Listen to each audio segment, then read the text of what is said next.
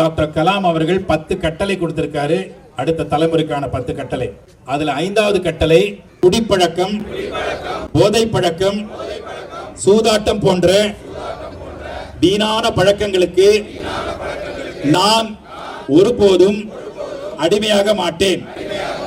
அந்த போதை பழக்கங்களுக்கு அடிமையான 5 நபர்களையாவது அந்த துயரத்திலிருந்து மீட்டு அவர்களின் வாழ்வில் மாற்றத்தை ஏற்படுத்தி செம்மைப்படுத்துவேன்.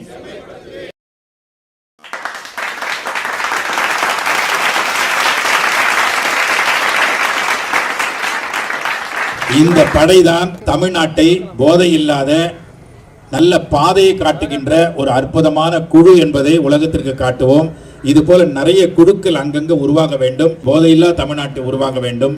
அது முதலமைச்சர் அவர்களுக்கு கரம் கொடுத்தது போல அமைய வேண்டும் என்று கேட்டுக்கொண்டு என்னை அழைத்ததற்கு நன்றி கூறி விடைபெறுகிறேன். நன்றி, வணக்கம். Thank you very much. தேங்க்யூ.